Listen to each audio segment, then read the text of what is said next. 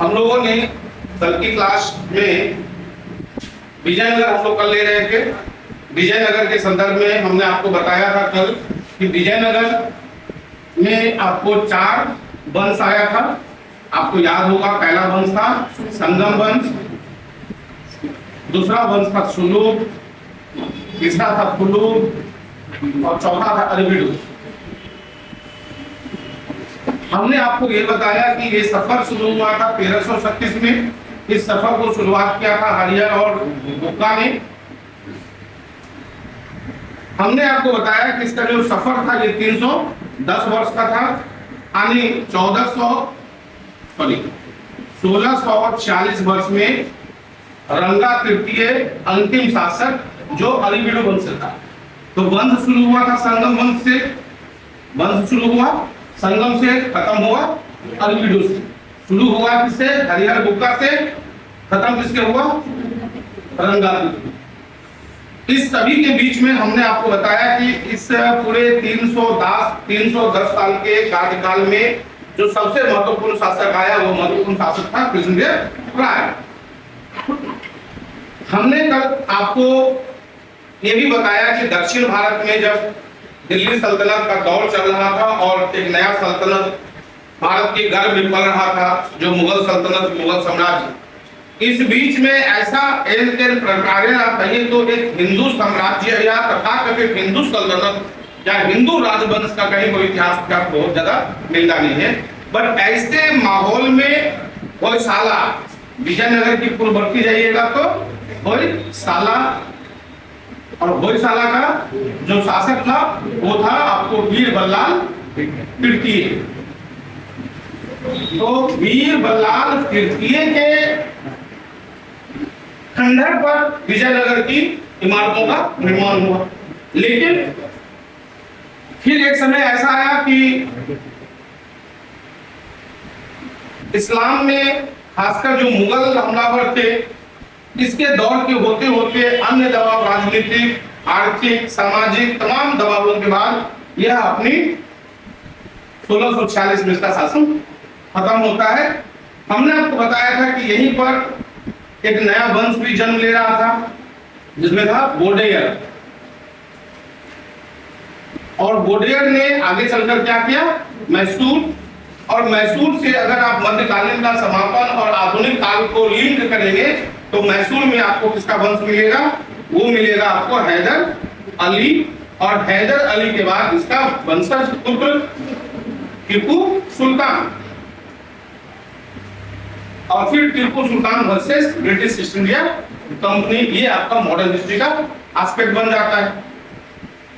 अब हमने ये कहा कि ठीक है सर, आपने विजयनगर का पूरा साम्राज्य देख लिया था, विभिन्न पक्ष देख लिया था, तो हमने कहा कि उसमें कुछ सामाजिक, कुछ राजनीतिक और कुछ आर्थिक ऐसे पहलू थे जहां से अक्सर क्वेश्चन आता है।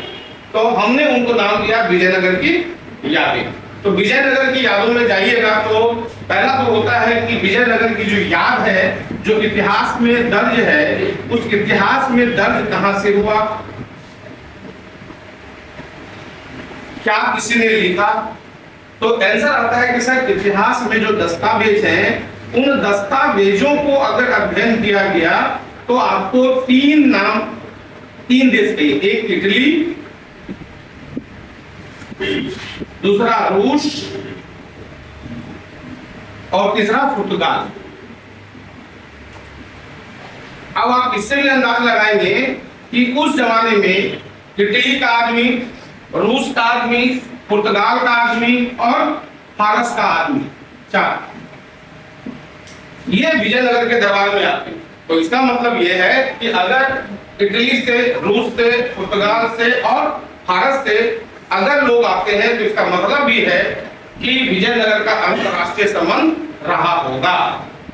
अगर अंतरराष्ट्रीय संबंध नहीं होता तो संभवतः विजयनगर के दरबार में इटली के आदमी, रूस का व्यापारी, पुर्तगाल के प्रशासक और फारस का इतिहासकार संभवतः नहीं आता। तो एक क्वेश्चन तो आ गया कि सर इटली से कौन आया था, रूस से कौन आया था, पुर्तगाल से कौन आया था, और फिर मैंने बोला कि फारस से कौन आया था। अगर आप हिंदू को में जाइएगा तो इटली से आने वाले का नाम था निकोलाई कॉन्टी।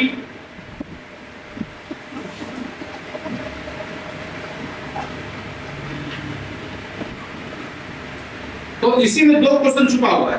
एक क्वेश्चन तो कई बार बिहार लोक सेवा आयोग पूछता है कि निकोलाई कॉन्टी निम्नलिखित में से किस देश का नागरिक था, तो राइट आंसर इज इटली। दूसरा क्वेश्चन आता है कि इटली का प्रसिद्ध निकोलाई कॉन्टी किसके दरबार में आया। दूसरा तीसरा, निकोलाई कॉन्टी किस राजवंश में आया था, विजयनगर राजवंश में आया था। एक आया रूस का। रूस का मैंने कल बताया था कि रूस से आने वाला व्यक्ति कौन था, एक व्यापारी था। ना वो दार्शनिक था, ना वो इतिहासकार था, ना वो साहित्यकार था, वो था क्या, एक व्यापारी।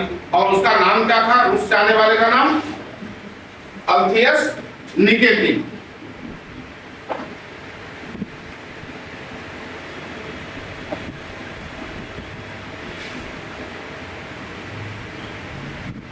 फिर आपको आता है पुर्तगाल। पुर्तगाल से 3 आदमी आपको मैं लिखूंगा, पर इससे पहले लिखते हैं फारस। फारस से कौन आया था, प्रसिद्ध इतिहासकार अब्दुल रज्जाक। तो 3 देशों को आपने देख लिया, इटली से निकोलाई कॉन्टी, रूस से व्यापारी अल्थेनियस निकितिन, और फारस से आपको आया अब्दुल रज्जाक। पुर्तगाल से आइएगा तो पुर्तगाल में 3-4 नाम आपको आएगा। एक जो आएगा डोमिंगोस, पहला नाम है डोमिंगोस।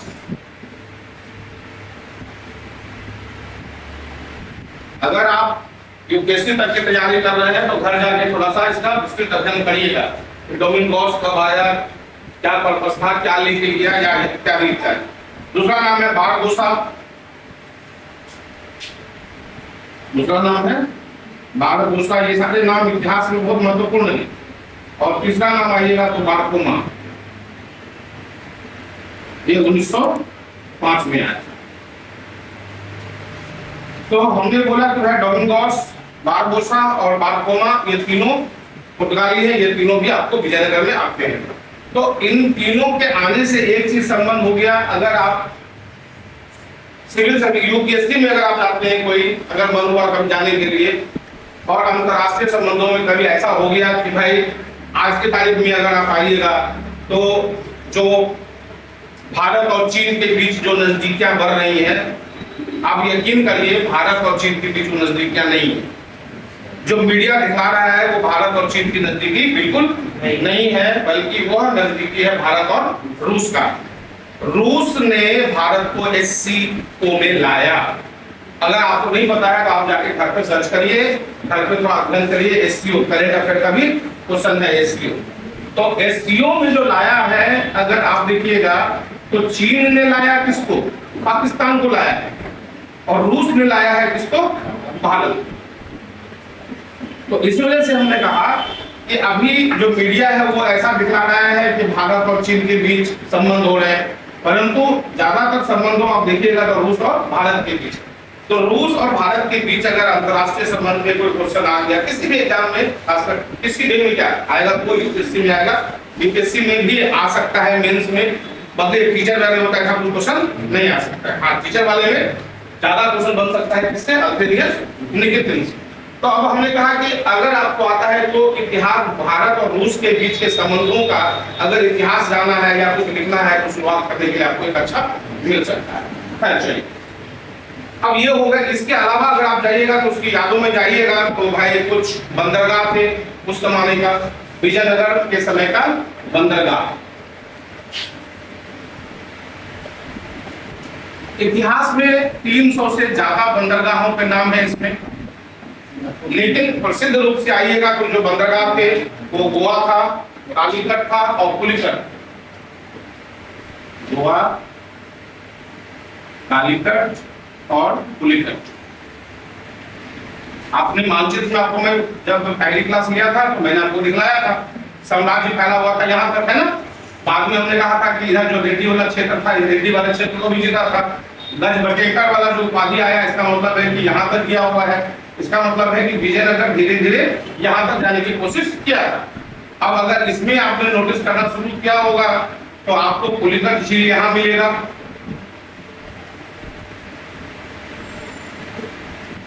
ये आपका पुलिकट झील था।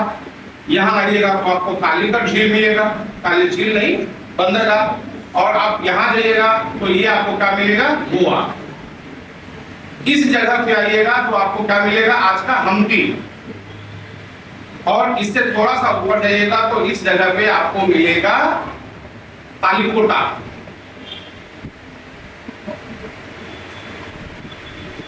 तो इसका मतलब देखिए, एक तो गोवा हो गया, दूसरा आपको कालीकट हो गया, तीसरा हो गया पुलिकट, और सेंटर में आपका है हम्पी।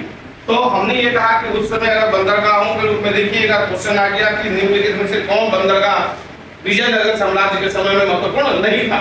तो महत्वपूर्ण में मैंने आपसे 3 लिखे हैं।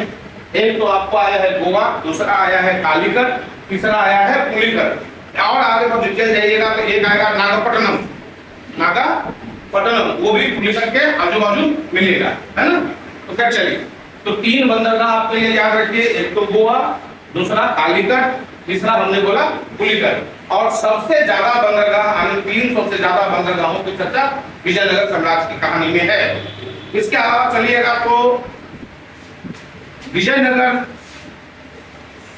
पावरफुल के पीछे का कारण था उसका जहाज निर्माण। जहाज निर्माण, तो क्वेश्चन ये भी आ सकता है कि विजयनगर के दौरान विजयनगर साम्राज्य में जिन समुद्री जहाजों का निर्माण होता था, जहाज से तात्पर्य यहाँ पर समुद्री जहाज का है, तो जो समुद्री जहाज का जो निर्माण का केंद्र था वो हमारा कहाँ था भैया, आज के तारीख में इसको हम लोग मालदीव के नाम से जानते हैं, मालदीव। इसके अलावा अगर आप जाएंगे तो जो धातु, इसके अलावा आइएगा तो उस जमाने में विजयनगर साम्राज्य में मुख्यतः 3 धातुओं की चर्चा है। एक है स्वर्ण, दूसरा है चांदी, और तीसरा जो हमने आपको बोला था सबसे छोटा सिक्का जिसका बनता था वो किसका बनता था, तांबा। तो तांबा से बना डिजिटल नहीं, डिजिटल। तो तांबे के सिक्कों को क्या कहते थे, डिजिटल। जबकि चांदी के सिक्के को कहिएगा तो क्या कहते थे, तार।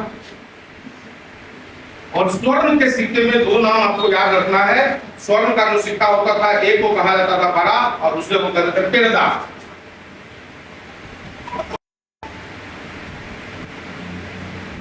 तो स्वर्ण का सिक्का था, इसका मतलब स्वर्ण धातु थी वहां। चांदी का सिक्का को टार कहते थे, इसका मतलब चांदी भी थी उस समय।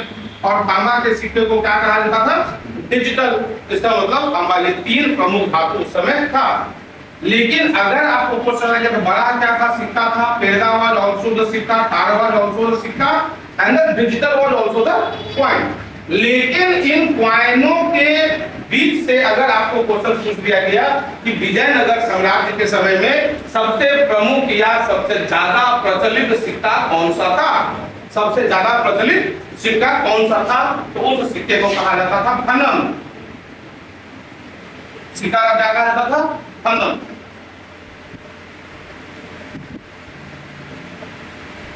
सबसे ज्यादा प्रचलित था। अगर और डिटेल में क्वेश्चन पूछ दिया आपको तो यह फनम इक्विवेलेंट टू क्या होता था, यह 1/4 ऑफ बड़ा। स्वर्ण के सिक्के का 1/4 जो होता था उसको क्या कहा जाता था, फनम। और ज्यादातर जो लेन देन का जो तरीका था वो फनम से ही था।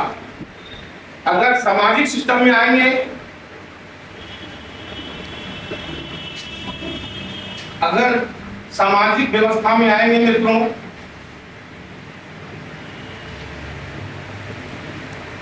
तो सामाजिक व्यवस्था में देवदासी प्रथा थी।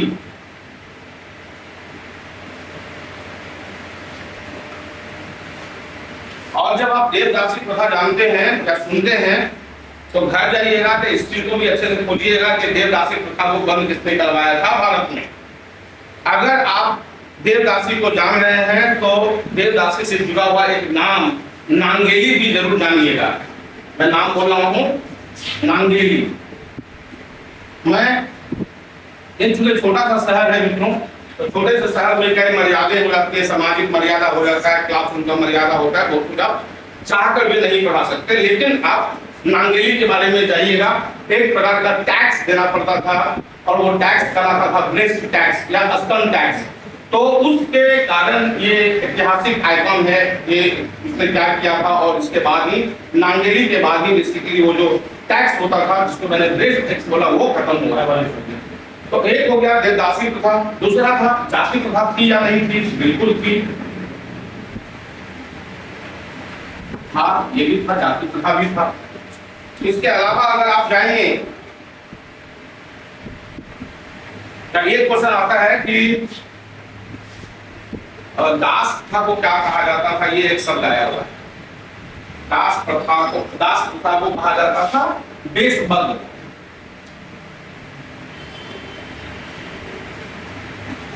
दास प्रथा को कहा जाता था देशबद्ध। दास प्रथा भी थी, इसको क्या कहा जाता है?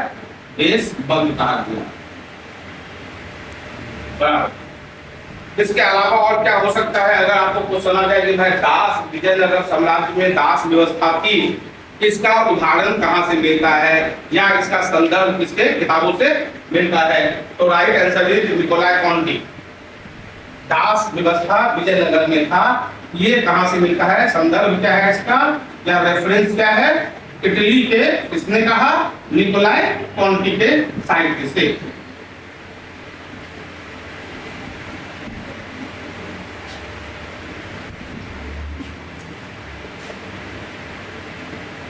अब last but not the list एक आया कि सर सामाजिक व्यवस्था जब बता रहे हैं तो सर कृपया महिला के बारे में भी बता दीजिए। तो महिला की स्थिति हम ये नहीं कहेंगे कि पर्दा प्रथा था। कुछ इतिहासकार कहते हैं कि पर्दा प्रथा था, कुछ लोग कहते हैं कि सती प्रथा का भी उल्लेख था। परंतु मैं पर्दा प्रथा और सती प्रथा को तो मैं मान भी सकता हूँ, उसके साक्ष्य मिले हैं।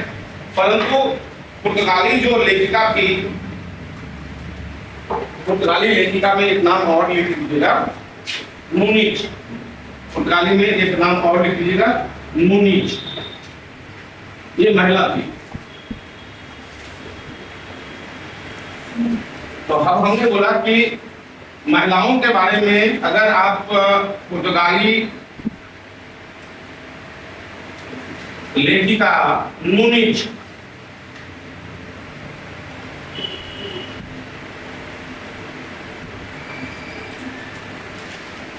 का अगर संदर्भ देखा जाए तो इनके अनुसार जो महिलाएं थी उनका नाम ज्योतिष में आता है, लेखांकन में आता है और कुश्ती में आता है। कुश्ती में, लेखांकन में और ज्योतिष में। तो कई बार मुझे ऐसा प्रतीत होता है कि अगर महिलाएं कुश्ती में नाम आता है उनका, लेखांकन में आता है और ज्योतिष में आता है, तो मुझे ऐसा लगता है कि मातृत्व प्रधान का कुछ लक्षण जो आज की तारीख में भी दक्षिण भारत की जो सामाजिक व्यवस्था है वह उत्तर भारत से विपरीत।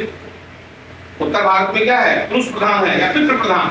लेकिन आप दक्षिण भारत की ओर जाएंगे तो जो सिस्टम है वो सिस्टम है मातृ प्रधान। तो मुझे ऐसा लगता है कि आगे चलकर इसका जब आप इतिहास निकालिएगा तो अगर रिसर्च करने का मौका मिला तो दक्षिण भारत क्यों मातृ प्रधान था या सांस्कृतिक रूपों में उत्तर भारत के साथ उसका करवाहट क्यों होता रहता है इत्यादि भी आप जान सकते हैं। तो इसके साथ मुझे लगता है जो विजयनगर की यादें थी, विजयनगर की यादें हमने समाप्त किया। अब विजयनगर की यादों के बाद आपका एक अगला चैप्टर है और वो है जो हमने कल कहा था कि जब विजयनगर हम खत्म करेंगे तो विजयनगर के बाद एक नया साम्राज्य। आप फिर से लिंक करिए क्लास को। हमने कहा था जब हमने दिल्ली सल्तनत पढ़ाया, और ध्यान रखिए क्या पढ़ाया था पहले? दिल्ली सल्तनत हमने पढ़ाया और दिल्ली सल्तनत से इस्लाम का आगमन होना शुरू होता है। ऐसे क्वेश्चन अगर आपको आया कि भाई सबसे पहले इस्लाम में कौन आया था, तुर्क आया था या अफगान आया था? तो ये अपने आप में क्वेश्चन था, कौन आया था सबसे पहले, तुर्क या अफगान? पहला हमलावर कौन? पहला इस्लाम को भारत में स्थापित करने वाला पहला तुर्क था या अफगान? तो इतिहास की ऐसी वफा, रात को पढ़ा दिन को सफा। हमारा काम है पढ़ाना, आपका काम है फीस देना, लेकिन पढ़ना तो आपको ही है। अब हमारी जिंदगी तो खत्म है, जितना पढ़ना था पढ़ाना था, जितना नौकरी करना था कर ली। बट आप अगर ऐसे बोलेंगे तब तो बहुत दिक्कत है। और हम बार बार कहते हैं कि क्लास में आने से पहले एक बार बीपीएससी ने जो क्वेश्चन पूछा है उस टॉपिक से कम से कम आप उस टॉपिक को एक बार चेक करिए, ताकि क्लास आए तो क्लास को आप अप्रिशिएट कर पाए, क्लास में कहीं कुछ कमी रह गया तो आप उसको बता पाए।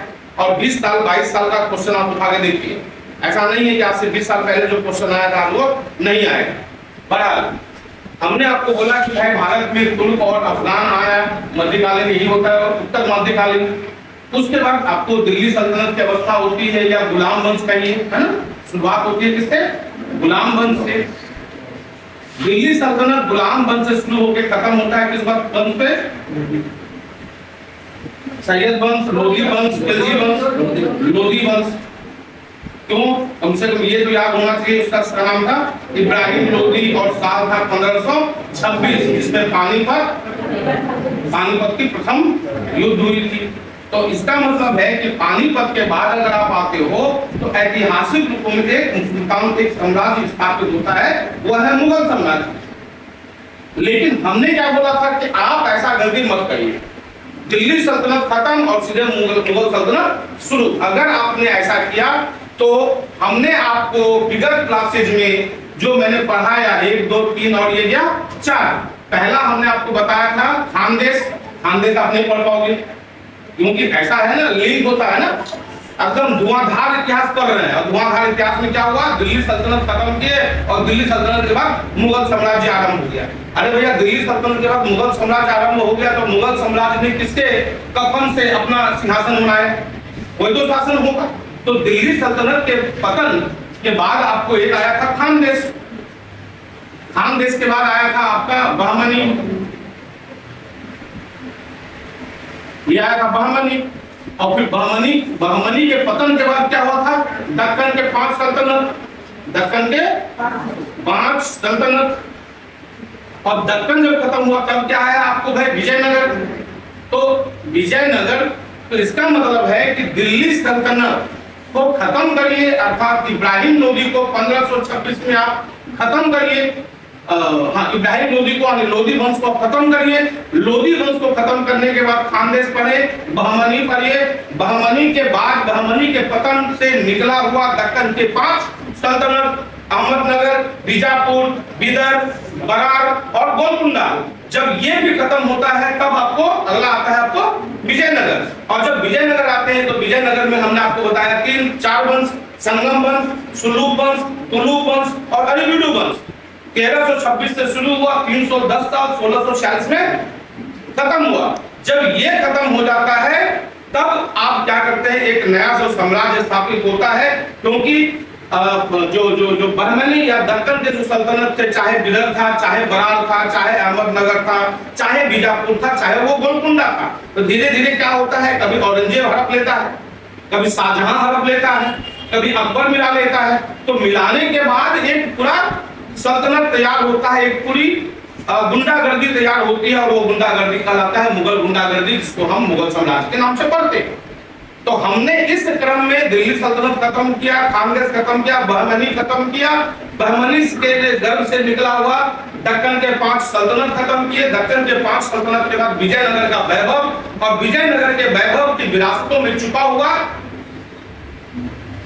तब से एक नया जिन निकला, जिस जिन का नाम है भैया मुगल साम्राज्य। तो हम लोग एक ब्रेक लेते हैं और ब्रेक के बाद हम लोग मुगल साम्राज्य को आरंभ करेंगे। Thank you very much. कि हम आज से नए सब्जेक्ट में विषय प्रवेश कर रहे हैं, नए सब्जेक्ट में हम लोग विषय प्रवेश कर रहे हैं, और वह है आपका मुगल साम्राज्य।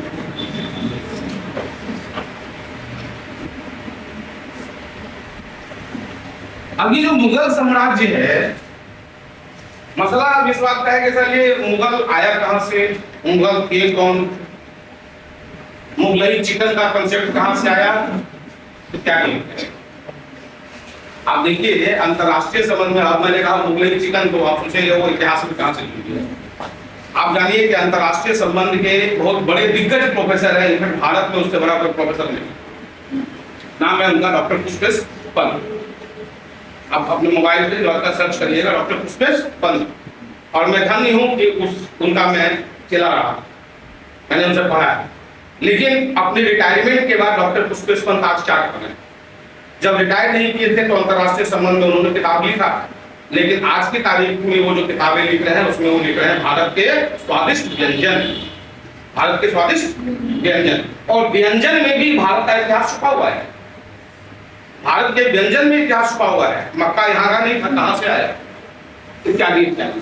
तो कहने का तात्पर्य है कि हमने कहा कि मुगलई चिकन, चिकन तो होता था बट मुगलई ये आया कहाँ से, उस मुगलई चिकन की खासियत क्या है। अगर आप मुगलई चिकन खाते हैं तो उसको बनाकर उसमें जो टेस्ट है, जो स्वाद है, वो इंडिया का नहीं, वो बाहर से आया। तो बाहर से आया कहां से, क्या हम जिस तुर्क वंशज की चर्चा अब करने जा रहे हैं,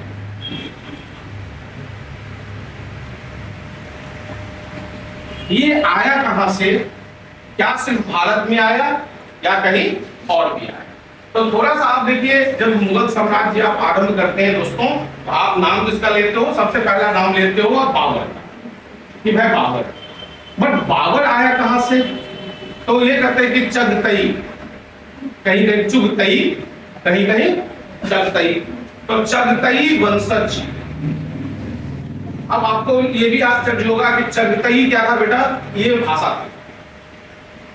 ये चगतई कोई रेशियल नस्लीय या प्रजातीय कोई अवधारणा नहीं, ये चगताई जो है यह भाषा है। तो चगताई तुर्क था, कौन था, बाबर एक चगताई तुर्क था, तो चगताई तुर्क हो गया। तो दो चीजें छुपी हो गई, यानी भाषा क्या हुआ, चगताई, अधूरा हो गया तुर्क।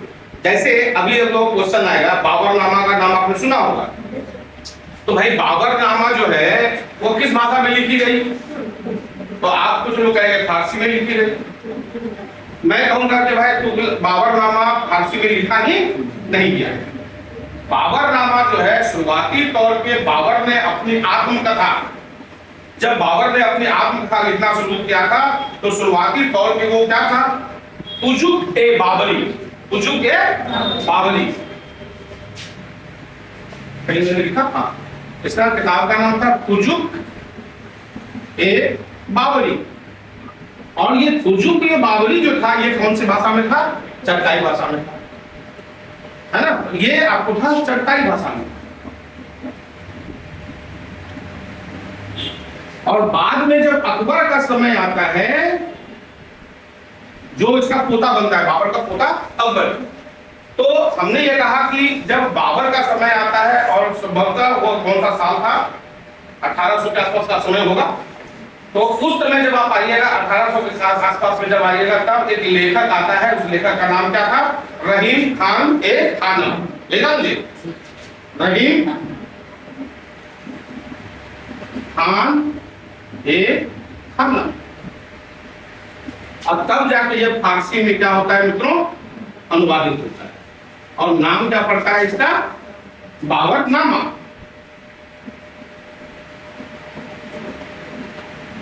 तो बाबरनामा अगर आप ऐसे देखिएगा तो ये तो आत्मकथा है, भाई बाबरनामा आत्मकथा है, आत्मकथा है तो वो अकबर के समय में कैसे आएगा, बाबा को आत्मकथा है तो भाई जो जिंदा रहा होगा, बाबर का आत्मकथा है तो बाबर के समय में लिखा गया, तो ये अकबर के समय में कैसे आया, तो इसलिए आया क्योंकि बाबर ने अपनी जो जीवन है, अपनी आत्मकथा है, ऑटोबायोग्राफी है, उस ऑटोबायोग्राफी को तुजुक ए बाबरी में लिखना शुरू किया था, जो चगताई भाषा में था, बराबर ना। और इसी चगताई भाषा, चूंकि जब वो हिंद में आ गए, इंडिया में आ गए, तो चगताई भाषा को समझ नहीं रहा था, तो उसको ट्रांसलेशन करवाया गया, किसके द्वारा, रहीम खान ए खानम के द्वारा उसका ट्रांसलेशन कराया गया। तो अगर आप तुजुक ए बाबरी या बाबरनामा का भी संदर्भ लेते हैं तो आपको यह पता चलता है कि साहब ये तुर्की थी। अब तुर्की में भी जाइएगा तो बाबर कहीं अलग जगह नहीं आया था, बाबर अपने बाप दादाओं के जो विरासत थी उस विरासत पे आया। मैंने क्यों कहा कि बाप दादा, भारत क्या था, भारत बेसिकली बाबर के बाप दादाओं का था। कैसे बाप दादाओं का था, क्योंकि एक जमाने में चाहे वो तैमूर हो, चाहे वो चंगेज हो, चाहे वो तैमूर हो, चाहे वो चंगेज हो। यही वो तैमूर और वो चंगेज है ना, जो आया लूटा और गया और जाने से पहले किसी को छोड़ गया यहाँ पर कि तुम मेरी देखभाल भी करना। तो बाबर, अभी आगे जब चलेंगे तो और क्लियर होगा। तो बाबर जो है बेसिकली अगर पिता के दृष्टिकोण से देखिएगा तो तैमूर था, पितृवंश से किधर था, तो पितृवंश के अनुसार तैमूर से जुड़ा हुआ है। और मातृवंश से देखिएगा तो वो किससे जुड़ा हुआ है, भले ही पांचवा वंश हो, ये अलग चीज डिफरेंस है। सो मदर साइड से चंगेज से जुड़ा हुआ है और फादर साइड से देखिएगा तो वो तैमूर से जुड़ा हुआ है। तो एक चीज ये क्लियर हो गया कि सर ये तुर्की है। और तैमूर का पतन कब हुआ, तैमूर का पतन हुआ 1404। तैमूर का पतन होता है 1404। बड़ी बारीकी से समझिएगा। अब पतन के बाद जब ये हो जाता है, तैमूर का पतन होता है 1404 में, तो इसका उत्तराधिकारी बनता है शाहरुख मिर्जा। उत्तराधिकारी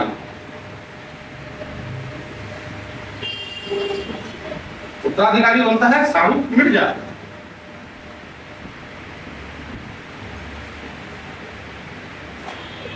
और शाहरुख मिर्जा के समय के कारण कहिए, के बाद कहिए, तैमूर के पतन के बाद कहिए कि ये जो साम्राज्य था तैमूर का पूरा साम्राज्य, इसके बाद यह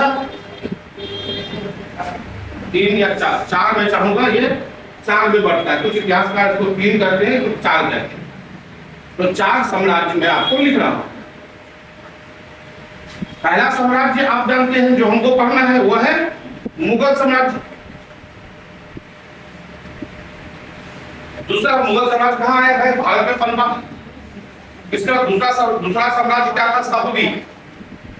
दूसरी साम्राज्य है आपको सफविया। तीसरा साम्राज्य है ऑटोमन, जो पूर्वी यूरोप था, पूर्वी यूरोप। और चौथा जो हुआ वो हुआ आपका उज्बेक।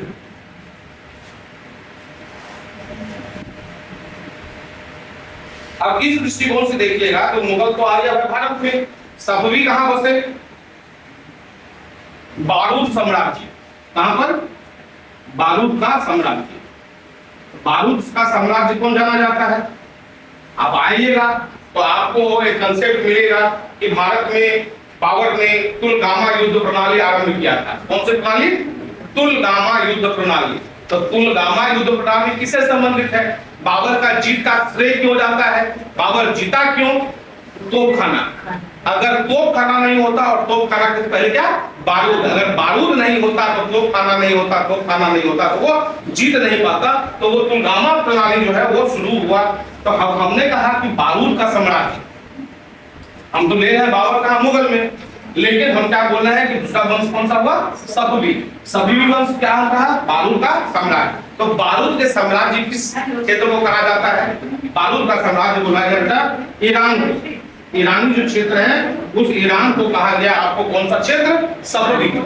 तो इस ईरान क्षेत्र में आइएगा, जिसको आगे चलकर बारूद साम्राज्य के नाम से जाना गया। यहाँ का कैपिटल क्या था, इस्फहान। इसका कैपिटल, राजधानी क्या बना, इस्फहान।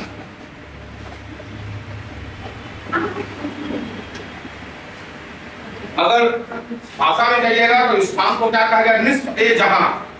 इसी को कहा गया है निस्फ ए जहां। और निस्फ ए जहां का मतलब क्या होता है, आधी दुनिया। इसका मतलब आधी दुनिया, आधी दुनिया, निस्फ ए जहां। तो अभी हमने बोला कि एक आया आपको मुगल, भारत में आया बेटा। दूसरा हमने क्या बोला, सफवी। सफवी कहां, ये बारूद का साम्राज्य। आपको याद रखने के लिए सही कह दिए, फारसी में जाके आपको याद रहेगा। ये कौन सा क्षेत्र बना, ईरान। इसकी राजधानी कहां बनी, इस्फहान। इस्फहान को क्या कहा गया, निस्फ ए जहां। निस्फ ए जहां का मतलब होता है आधी दुनिया। तीसरा हमने बोला ऑटोमन। ऑटोमन कहां, पूर्वी यूरोप। ऑटोमन कहां, पूर्वी यूरोप। अगर ये क्वेश्चन आ गया कि भाई ऑटोमन साम्राज्य का पतन कब हुआ, कोई मुझे बता सकता है, बताइए।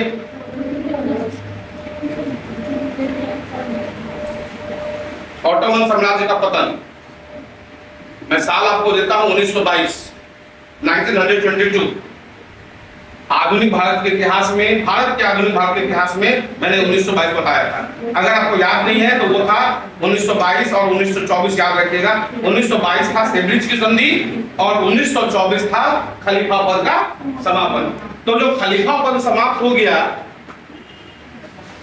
और दूसरा मैंने क्या बोला 1922 सेब्रिज की संधि, तो सेब्रिज की संधि के साथ ही तरकीब टूट पड़ गया। 1924 में क्या हुआ, खलीफा पद का समापन हो गया। तो खलीफा पद क्या था, यही तो ऑटोमन एम्पायर का विरासत था।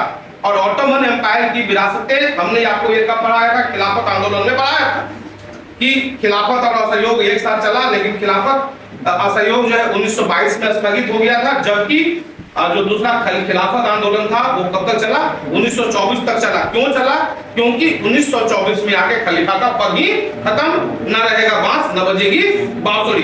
तो ये जो खिलाफत आंदोलन जो चला भारत में, खिलाफत आंदोलन के जड़ में क्या था कि भाई हमारे खलीफा का आपने अपमान किया है और उस अपमान का बदला हम लेंगे। अपमान का बदला कैसे ले सकते हैं कि भाई इज्जत आप क्या करिए, जो खलीफा का अधिकार है उसको पुनः वो अधिकार दे दीजिए। इसीलिए तो बना था खिलाफत कमेटी, बराबर। लेकिन खिलाफत कमेटी भी अपनी प्रासंगिकता कब खो दिया, जब कमाल पाशा अतातुर्क के समय के नेतृत्व में वहां पर क्रांति हो जाती है, राजतंत्र को उखाड़ के फेंक देता है और आधुनिक देश की स्थापना शुरू होती है। तभी तो जाके ऑटोमन एम्पायर खत्म होता है। तो ऑटोमन पूर्वी यूरोप में, और समापन इसका कहां से हुआ, सेब्रिज की संधि। सेब्रिज संधि 1922 और 1924 जब खलीफा का पद समाप्त हुआ। तीसरा अगर आपको आएगा भैया तो यहाँ अच्छा ऑटोमन साम्राज्य में भी आइएगा। तो ऑटोमन साम्राज्य में याद रखना है कि भाई इसको स्टार्ट किसने किया था, उस्मान ने। ऑटोमन को ऑटोमन साम्राज्य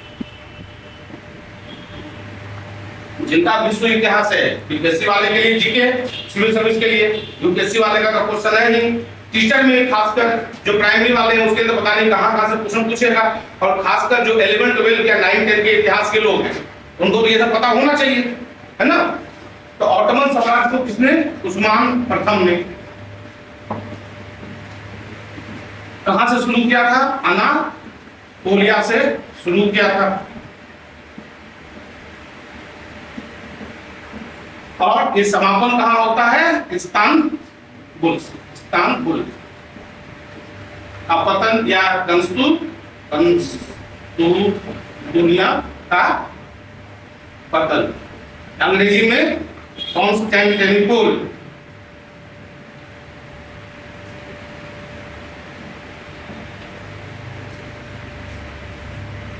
और चौथा बचिया बेटा आपका कौन सा, चौथा उज्बेकिस्तान। और उज्बेकिस्तान का आपको याद होगा सायन बीर, उज्बेकिस्तान का सायन बीर ये पहला शासक था। और इसका मेन जगह कहां था, याद होगा आपको, नहीं होगा याद तो है बुखारा। उज्बेकिस्तान बुखारा, दिल्ली बुखारा का प्रतिद्वंदी बनता जा रहा है। ये बात किसने कहा था, ए अमीर खुसरो ने, बी जलालुद्दीन बर्नी ने, सी संजीव कुमार ने, डी कोई और नाम ले लीजिए, तोता ये हिंद, तूतिए हिंद। अब नाम है तूतिए हिंद, अब आप अपने से उसको ट्रांसलेट करिए, क्यों आपको उर्दू फारसी पसंद नहीं है क्या। चलिए बहरहाल, तो अब हमने कहा कि देखो अब आपको समझ में आ रहा है कि यार ऐसा नहीं है कि इस्लाम का सिर्फ मुगल में ही, मुगल जो है सिर्फ भारत में ही आए।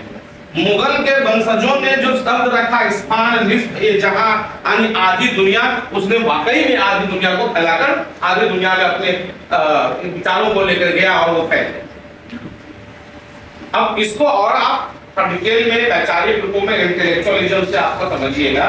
कोई भी दुनिया सिर्फ तलवार के और बंदूकों से, बारूदों से नहीं जीती जा सकती, चाहे वैचारिक आंदोलन होता है। कहीं न कहीं आप विचार परिवर्तन हुए, और विचार परिवर्तन क्यों हुए इसके पीछे एक रहस्य जो हर धर्मों में है, समानता का फिलॉसफी। आप सोचिएगा इस बात पे कि हमारे मुल्क का, हमारा जो मजहब है वो हमारे मुल्क तक सीमित क्यों रह गया। अगर इसमें अच्छाई था तो इस्लाम तो बाद में आया, इस्लाम तो बाद में, अगर धर्म के हिसाब से देखिएगा तो इस्लाम का जन्म बाद में हुआ। क्रिश्चियनिटी का भी जन्म बाद में हुआ। तो अगर जिस धर्म को आप जानते हो, उस धर्म में अगर धर्म की मौलिक समानताएं थी, तो फिर वो भारत के अलावा किसी अन्य देश में क्यों नहीं थी? तो देयर इज अ फिलॉसफी बराबर। तो अब हमने कहा कि भाई चलिए ये सारा घटना घट गई, इसी बीच में अब भारत में क्या हो रहा था। अब हमारे तो हमारा ये बेसिक था जो आपको समझ में आया कि भाई शाहरुख मिर्जा के बाद क्या हुआ। इसके बाद 3 वंश इतिहास में कहीं कहीं पर 3 वंश आता है और कहीं पर 4 वंश आता है। तो मैंने 4 वंश इसीलिए लिए, इस वजह से लिए क्योंकि शुरुआती दौर पे उज्बेक में जाइएगा तो स्थापना करने वाले का नाम बहुत नहीं आता है, छोटे छोटे राजवंश थे, लेकिन वो थे ही तुर्क। लेकिन इसको जोड़ने का काम किसने किया? साइंस विद ने किया था। तो हमने इसलिए ये 4 एरिया लिया कि तुर्कों का क्षेत्र था। अब इसमें जो मुगल है, अब मुगल में पहला नाम है बाबर।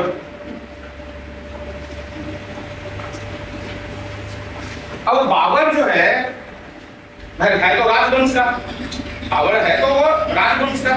और एक कहावत भी होता है, जो राजहंस होता है उसको तैरना नहीं सिखाया जाता।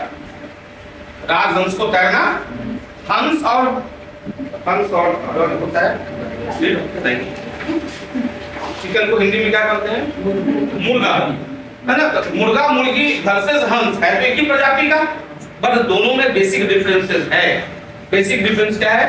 हंस को खुद ब खुद तैरना आ जाता है, उसको सिखाना नहीं पड़ता। बट मुर्गा और मुर्गी कई बार पानी में डूबता है, उठता है और फिर डरता है पानी से, फिर बाद में वो तैरना सीखता है। अगर हंस को पानी में न तैराया जाए तो वो शायद जिंदा न रह पाएगा, उसको चाहिए। लेकिन यही जो मुर्गा और मुर्गी है कभी कभी पानी में जाता है। क्या कहने का मतलब है? कहने का मतलब है जो राजवंश है उसके खून में है कि हमको शासन कैसे चलाना है, उसके जीन में है, उसके डीएनए में। और जो समाज का जो मिडिल क्लास होता है वो कभी लोअर क्लास था और लोअर क्लास से संघर्ष के दौर पर अपने इंटेलेक्चुअलिज्म, अपने नॉलेज के आधार पर आज क्या बना है? मिडिल क्लास बना। तो जो मिडिल क्लास है, जो लोअर क्लास है, अर्थात वो मुर्गा और मुर्गी, उसको संघर्ष करना पड़ेगा। लेकिन जो राजवंश में जन्म लिया है उसको तैरना सिखाना नहीं पड़ता है, वो तैरना जन्मजात सीख के आता है। That is what I call my philosophical discourse, है ना, ये फिलॉसफी। तो इसलिए मैंने कहा कि भाई ये बाबर है तो राजवंश परिवार का, और राजवंश के परिवार के होने के कारण महज 11 साल में, कितने एज में? महज 11 वर्ष की एज में, एट द एज ऑफ 11 इसको मिलता है फरगना।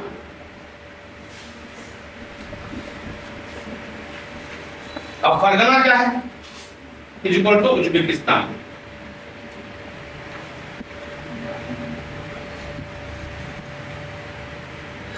फरगना मिला, फरगना या कहीं कहीं आपको मिलेगा फरगाना, कंफ्यूज मत करिएगा अपने बंगाल के फरगना और आज झारखंड का फरगना, ठीक है। हमने कहा कि अब उसको मिला क्या? फरगाना मिला। लेकिन इसका फरगाना से मन नहीं भरा, इसको सपना था किस चीज का? सपना था समरकंद का।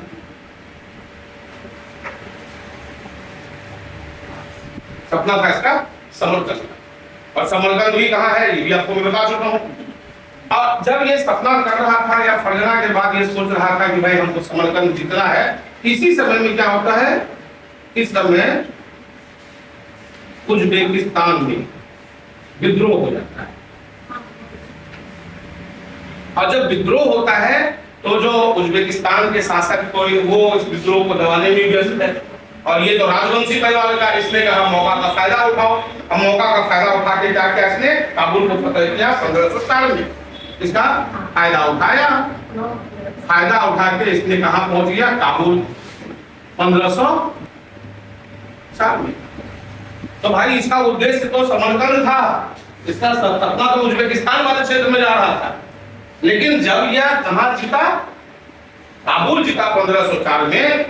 अब काबुल जब था तो इसकी इच्छा हुई कि काबुल से थोड़ा सा और आगे बढ़े, और वो जगह गया था लाहौर।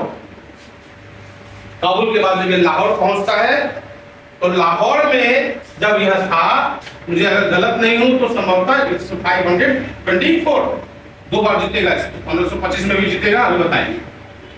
तो लाहौर जब आता है तो लाहौर में आके एक आदमी को लालच हो जाता है, उसका नाम था दौलत। लालच हो गया किसको भाई? दौलत खां। दौलत खां को क्यों लालच हो गया? यहां पर दो आदमी थे लाहौर में, दौलत खां और आलम खां।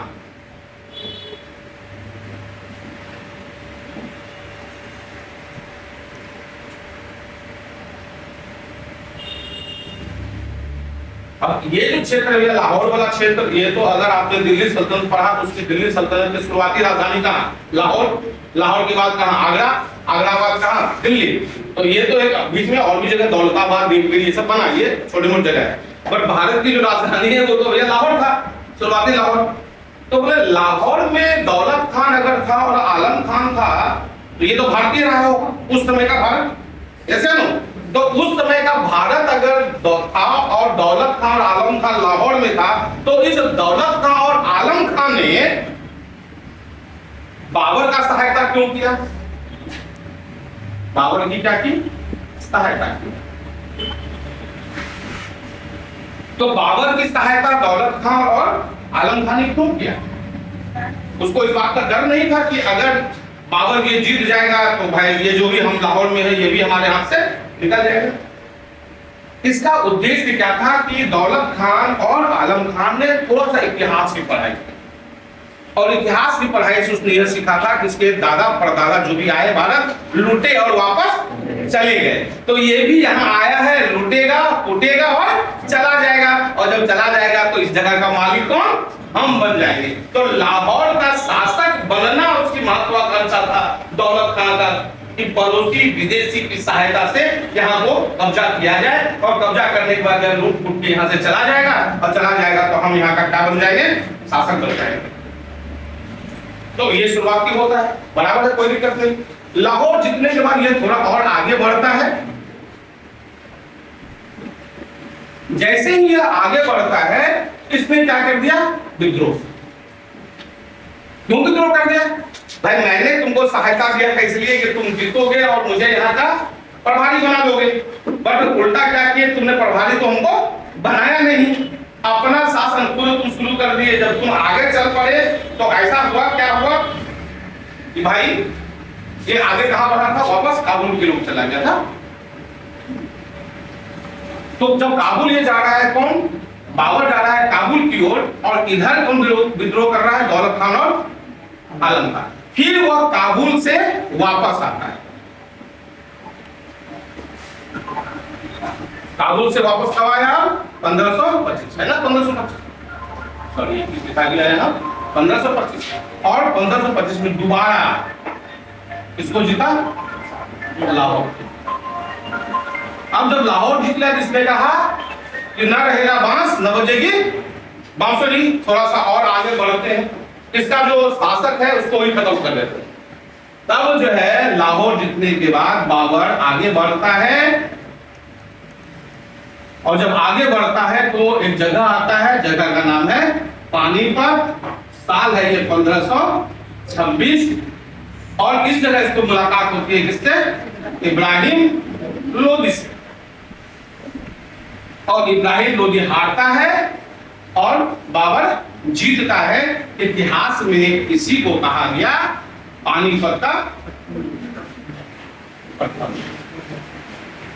तो इस दौलत खान और आलम खान अगर विद्रोह न किया होता, लालची न बना होता, तो संभव यह था कि बाबर शायद वहां से फिर वापस अपने वंशज के पास चला आता, वो लौट के नहीं आता। लेकिन यहाँ आया और भारत के जो उसमें शासक था, शासक के रूप में इब्राहिम लोदी को हराता है। यही वो युद्ध था।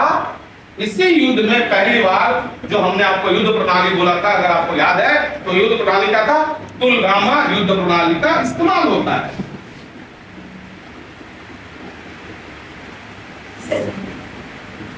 और ये तुलगामा युद्ध प्रणाली किस चीज से संबंधित है? तोपखाना से। और तोपखाना किससे संबंधित है? बारूद खाना से। तो ये जो पानीपत का प्रथम युद्ध होता है दोस्तों, इसके परिणामतः पानीपत का प्रथम युद्ध, इसके परिणामतः मुगल साम्राज्य का नींव भारत में पड़ता है। लेकिन फिल्म अभी बाकी है। सिर्फ इब्राहिम लोदी को हरा देने से वह पूरे भारत को कब्जा नहीं किया। अभी आगे चलेगा तो वह खानवा का युद्ध भी लड़ेगा। खानवा के युद्ध लड़ने के बाद वो कई जगह को जीतता हुआ जब आगे चलेगा तो अंत में यही अपना बिहार और उत्तर प्रदेश की मिट्टी है जहां पर उसको हारना पड़ेगा। क्यों हारना पड़ेगा? क्वेश्चन आपको आएगा। गोरखपुर से लेकर पटना के बीच का वो जगह, गोरखपुर से लेकर पटना का वह जगह, गोरखपुर आया, गोरखपुर से पटना की ओर मूव कर रहा था, तो गोरखपुर और पटना के बीच में वह जगह होता है जहां पर उसने अपने जीवन की अंतिम युद्ध लड़ी 1530 में। और क्वेश्चन आपको आता है कि भाई निम्नलिखित में वह कौन सा शासक था जिसने एक साथ जल और थल दोनों जगह लड़ाई लड़ी? तो जल और थल दोनों जगह लड़ने वाला सामान्यतः अब तक जो लड़ रहा था खाली थल में, लेकिन यह पहला शासक बना जो दोनों जगह लड़ा, जल और थल दोनों जगह लड़ा। तो थल और जल में लड़ने वाला पहला शासक बना वो आपका बाबर। तो क्वेश्चन आया कि बाबर ने अपनी अंतिम लड़ाई कहां पर लड़ी थी? हमको भी नहीं पता, आप बताइए। तो बाबर की अंतिम लड़ाई जल और थल में कहां लड़ी गई? मैंने आपको भेज दिया, कहां पर? गोरखपुर से पटना के बीच में। और यही 1530 में इसका डेथ भी हो जाता है। और 1530 के बाद एक नया शासक आता है, उसका नाम है हुमायूं, और हुमायूं का एक दौर शुरू होता है। परंतु इस बीच में जो सफर था इसमें कुछ जगहों को जीतता है, ये हम कर लेंगे। लेकिन हम आपको आज ये बता दिए, हमने नींव रख दिया इसका, मुगल खान का, मुगल साम्राज्य का हमने नींव रख दिया। और इसीलिए हमने आपको कहा कि कल का जो 2.5 घंटा है, कल का जो 2.5 घंटा है उसको अगर आप अच्छे से इस्तेमाल कर लेंगे तो मुगल का अकबर तक तो आपको मैं पहुंचा ही दूंगा, अकबर खत्म कर दूंगा। और कल अगर अकबर खत्म हो जाता है तो इसका मतलब है कि परसों आपका मुगल काल खत्म। परसों क्या होगा? मुगल काल के साहित्य, मुगल काल की यादें। जिसको जो शासक होता है, जो अपना होता है, जब मर जाता है तो हम उसकी क्या करते हैं? यादें रखते हैं, उसका हम फोटो रखते हैं। हमारे इंडिया में फोटो की परंपरा नहीं थी, हमारे इंडिया में फोटो की परंपरा नहीं थी। फोटो किसकी रखी जाती है? जो गुजर गया, जो डेथ हो गया उसकी फोटो। लेकिन लोग आज भी पर्स में रखते हैं फोटो उन्हीं लोगों का जो जिंदा है। तो यह एक परंपरा, यह एक विरासत, और भारत की भूमि पर कई साहित्य का, राजनीति का, नई युद्ध प्रणाली का, सैन्य प्रशासन का, आर्थिक सिस्टम में एक नया इतिहास शुरू होता है। और जिस इतिहास को हम लोग बाबरनामा के माध्यम से मुगल साम्राज्य में हम लोग अध्ययन करेंगे। इसी के साथ हम आज के क्लास की समाप्ति घोषणा करते हैं। देखते रहिए जी राव तक, मिलते हैं कल तक। Thank you very much, good night.